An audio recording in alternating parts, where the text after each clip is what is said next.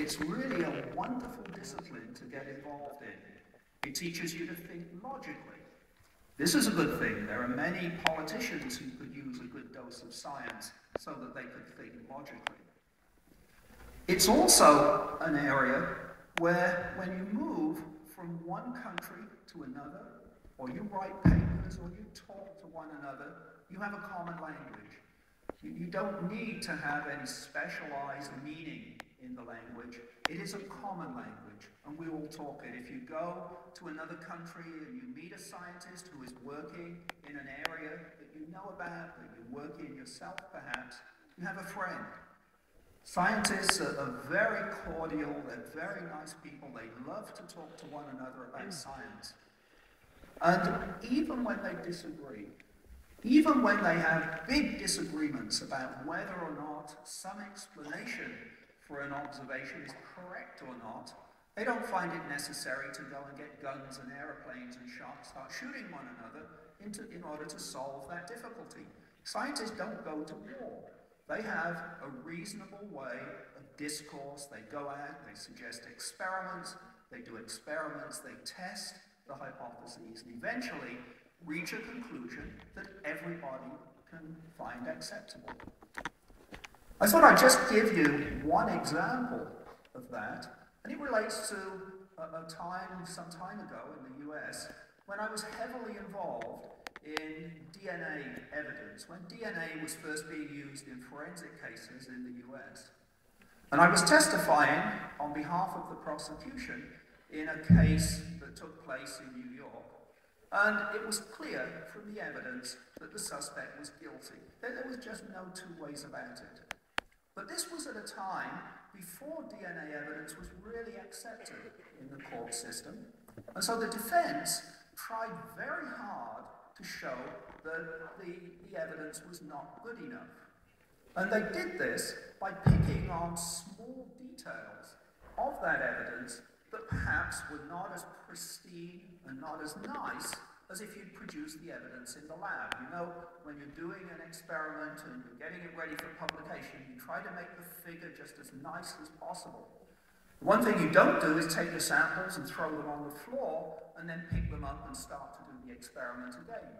And yet in forensic cases, this is exactly what happened. And so it became clear during the course of this that there was just something wrong with the way that the courts were dealing with this evidence.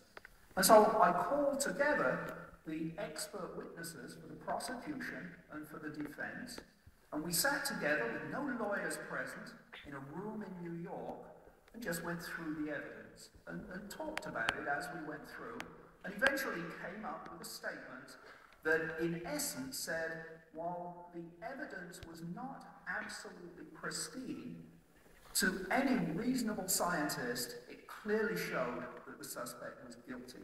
Okay? And I took that to the judge. Now he got very annoyed with me because this is not the way that we're supposed to operate in any sort of court cases. But nevertheless, you know, because it had all happened and it was given to him, he had to take it. And 2 days later, the suspect pleaded guilty so that he could avoid the death sentence. But I think it shows you that when scientists get together and sit down and discuss evidence, they can do it in a very non-adversarial fashion. They can do it on the basis of facts. And facts and evidence, this is what really matters to all of us as scientists. I think something else that we have to realize about science is that we are in a position, through our work, to help everybody in society. Whether we're working on healthcare, or whether we're working on some agricultural matter, or even if all we're doing is basic science, where we're learning new facts and learning new things about the way in which life operates, or the way in which the world operates, or the way that computers operate. Whatever it is we're doing, ultimately, the products of that work benefit and can benefit everyone in society. And I think this gives us a certain responsibility to explain to people what it is we do. So many people say, oh, I'm a scientist, you know, I really can't explain to you what it is I do because you're a lawyer, or because you're a teacher, or because you collect the garbage, or whatever it is you do. It's not true. I think all of us who work in science not only can explain what we do to other people, we can do it in a way that they can understand without using a lot of technical jargon, and I think we have a duty to do it. And you know, if you think that it's rather difficult, practice with your family and your friends. Tell your mother what it is you do, and keep on until she really understands what it is you're doing. And then tell your friends. And then go out and tell other people within society. And in particular, tell the politicians.